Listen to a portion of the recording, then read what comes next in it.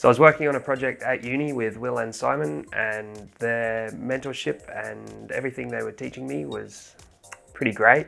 So I thought it'd be stupid not to try and learn more from people like that. I heard about Maptek from a couple of university societies, and I thought, this is a company that seems pretty cool, so might as well, apply to here. Learned a lot about debugging software. Computational geometry. Been working on a new feature called the property editor in the Workbench. So it is basically bring all the existing controls into one place instead of having to look around everywhere to find them. I analyze a tunnel and find out which blocks in the tunnel are going to fall out from the roof. It's kind of satisfying. It's definitely frustrating when you can spend hours and not make any progress, but when you finally do figure out the problem, it feels really good.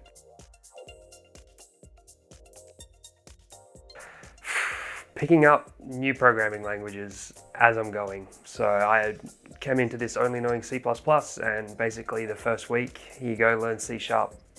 Fun. The biggest challenge was at the beginning because I knew nothing. There was like a kind of an introduction for the first 3 days I was here, and I was just learning all of it at once. And it was pretty overwhelming. And then I actually joined my team. And when I joined my team, then I realized, wait a minute, I can just ask these guys for help. I don't need to remember every single detail that I learned in that.